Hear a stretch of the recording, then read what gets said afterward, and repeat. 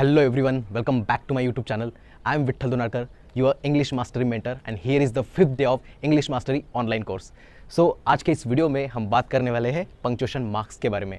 आपने काफ़ी बार देखा होगा कि हम जब भी राइटिंग करते हैं इंग्लिश की या मराठी की कोई भी लैंग्वेज की, तो बहुत सारे हम ऐसे चिन्ह यूज़ करते हैं, मार्क्स यूज़ करते हैं, जहाँ पे हमें उस किसी भी बात को मीनिंगफुल बनाने के लिए ये शब्द यूज़ करने होते हैं। विदाउट दिस हम उसको मीनिंगफुल बना ही नहीं पाएंगे, जो भी बात हम लिखते हैं। तो ठीक है, एक एक चिन्ह देखते हैं, एक एक मार्क्स देखते हैं। इनको हिंदी में बात करी जाए तो इनको विराम चिन्ह कहते हैं, और इंग्लिश में बात करी जाए तो इनको पंक्चुएशन मार्क्स कहते हैं।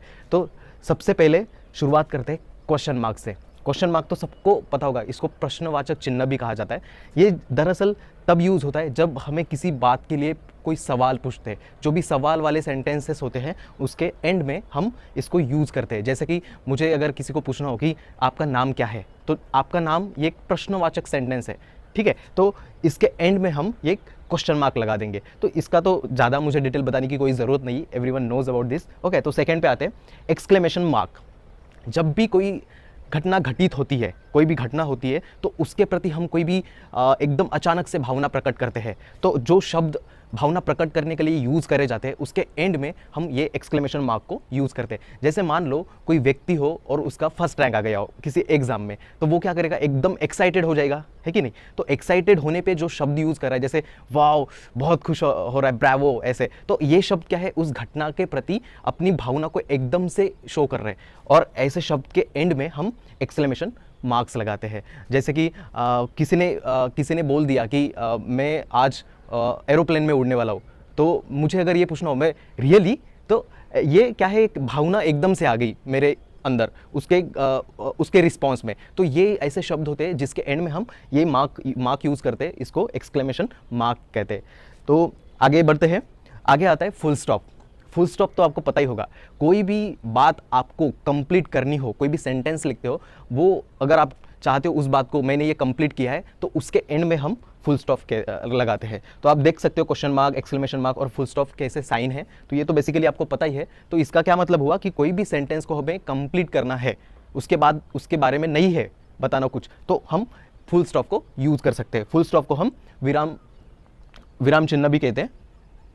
उसके बाद आता है कॉमा, इसको अल्प विराम भी कहते हैं। Basically comma is used for giving short pause in any sentence. जैसे भी हम कोई सेंटेंस लिखते हैं और हमें लगता है कि थोड़ा सा शॉर्ट पॉज देना चाहिए, ठीक है, और उससे सेंटेंस मीनिंगफुल बन के आता है, तो उस समय हम कॉमा देते हैं। जैसे कि मुझे ये बोलना हो कि मेरा पढ़ाई करने का बहुत मन लगता है, लेकिन कभी कभी मेरा मन ये भी होता है कि मैं मूवीज़ भी देख लूँ, तो ये पहला सेंटेंस अलग हुआ और उसके बाद का सेंटेंस थोड़ा सा उसको रिलेटेड ही है लेकिन अलग हुआ, तो बीच में एक थोड़ा सा पॉज आ गया, तो उस समय हम कॉमा यूज़ कर सकते हैं। या कोई चीज़ बतानी हो तो उस समय हम कॉमा यूज़ कर सकते हैं पॉज लेने के लिए। तो बेसिकली आपको ये समझ में आया होगा। उसके बाद आता है कोटेशन मार्क। कोटेशन मार्क को कोटेशन मार्क दो प्रकार के होते हैं। एक तो शुरुआत में, पहले बता दो कि कोटेशन मार्क किस लिए यूज़ करा जाता है। कोटेशन मार्क इसलिए यूज़ करा जाता है कि किसी के कही हुई बात को कोटेशन मार्क के अंदर लिखा जाता है। जैसे कि गांधी जी ने कुछ कहा था, किसी व्यक्ति ने कुछ कहा था, भगत सिंह जी ने कुछ तो कहा था, तो जो भी उन्होंने बातें कही थी वो यूनिवर्सल है, बराबर है। तो उनके कही हुई बातों को हमें, जैसे मोदी जी ने कोई बात कर दी, ठीक है, तो उनकी कही हुई बात को अगर हमें लिखना हो तो वो कोटेशन मार्क के अंदर लिखेंगे। तो शुरुआत में जो कोटेशन मार्क, बात के शुरुआत में जो कोटेशन मार्क लगाया जाएगा वो इस तरीके से लगाया जाएगा, राइट, और एंड में इस तरीके से लगाया जाएगा। तो शुरुआत में इस तरीके से at the beginning and at the end of the sentence इस तरीके से लगाओगे, तो ये जो भी चीज़ उस कोटेशन मार्क के अंदर आ जाएगी तो इस तरीके से लिखी जाएगी। तो कोटेशन मार्क का बेसिकली इस वजह के लिए यूज़ होता है। उसके बाद हम बात करते हैं कोलन की। कोलन को अगर शो करना हो तो ऐसे दो डॉट से कोलन को शो किया जाता है, और कोलन का मतलब होता है जैसे कि। कोलन का क्या मतलब होता है, जैसे कि। जैसे use to enumerate a list of person, things, places. जैसे मुझे कहना हो कि मैं कल कुछ लोगों से मिला, जैसे कि राम, श्याम, बबीता, विट्ठल, ठीक है, आपका जो भी नाम हो, तो इन जैसे लोगों को मिला, तो जैसे कि बीच में आया, बराबर है। तो उसके लिए हम जैसे कि कोलन का यूज इस्तेमाल करते हैं। या थिंग्स हो, कि आपने घर पे किसी ने कह दिया, माँ ने बोल दिया कि जा बेटा दुकान से सामान लेके आ, कि ये सामान तुझे लेने आए, जैसे कि साबुन लेनी है, निरमा लेना है, शर्ट लेना है। तो जैसे कि जब भी यूज़ करते हो आप कोई पर्सन्स के बारे में लिखने के लिए, थिंग्स के बारे में या प्लेसेस के बारे में लिखने के लिए, तो आप कोलोन का यूज़ कर सकते हो। जैसे मुझे इसका ही करना हो कि I met people yesterday, colon use करेंगे और वहाँ पे उसके बाद मैं जो भी लोगों से मिला हूँ उनके बारे में मैं बताऊंगा, ठीक है। तो इस तरीके से कोलोन का यूज़ कर सकते हैं। उसके बाद आता है सेमी कोलोन। थोड़ा सा फर्क देखिए, यहाँ पे 2 डॉट है और यहाँ पे एक ही डॉट है और कॉमा का साइन यहाँ पे नीचे दिया है, बराबर है। कॉमा एक साइन अलग से हो जाता है, लेकिन ये डॉट के साथ आ गया तो ये सेमी कोलोन हो जाता है।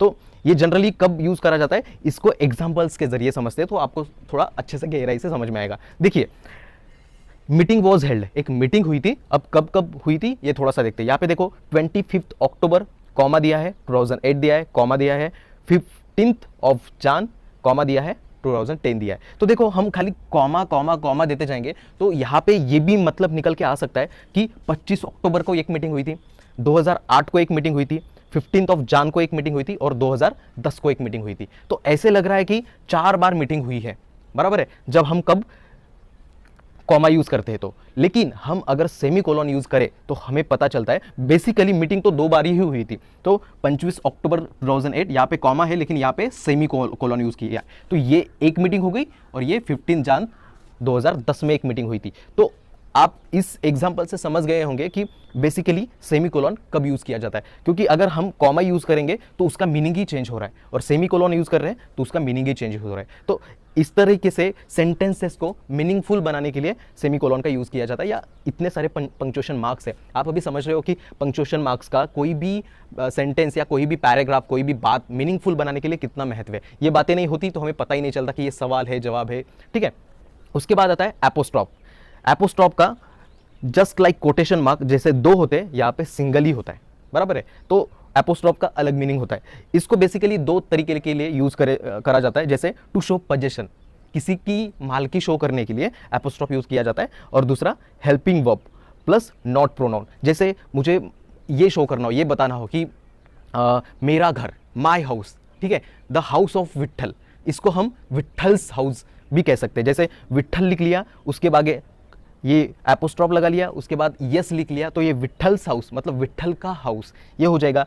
या उसकी पेन, रमेश की पेन, रमेश पेन, ऐसे, ठीक है। और हेल्पिंग वर्ब से जैसे कि डज है, डू है, तो मुझे ये बताना हो कि डू नॉट, तो डू है, डू इज हेल्पिंग वर्ब और उसके बाद मैं क्या यूज कर रहा हूँ, नॉट यूज कर रहा हूँ। तो do plus not is equal to don't, right, do plus not is equal to don't. तो वहां पे DON और उसके बाद एपोस्ट्रॉफ लगाएंगे तो डोंट हो जाएगा, बराबर है। या जैसे कि आई एम, आई, ठीक है, और उसके बाद एम यूज करते हैं तो आई एम को भी इसका यूज करके ये भी लिख सकते हैं कि आई लिखेंगे, एपोस्ट्रॉफ देंगे और सिंपली AM नहीं लिखेंगे, एम लिखेंगे खाली, ठीक है। तो इन दिस वे एपोस्ट्रॉफ का इस्तेमाल किया जाता है। कि आई होप आपको काफ़ी सारे पंक्चुएशन मार्क्स पहले से पता थे, आई नो, लेकिन बेसिकली जैसे कि ये तो जनरली यूज्ड होते ही है, question marks, exclamation mark, full stop, लेकिन ये भी चीज़ें किस लिए यूज़ होते हैं या उनका मतलब आपको शायद पता नहीं हो, तो आप इस वीडियो के बाद जान चुके हो कि किस तरह से आप इनका यूज़ कर सकते हो। और जो भी चीज़ें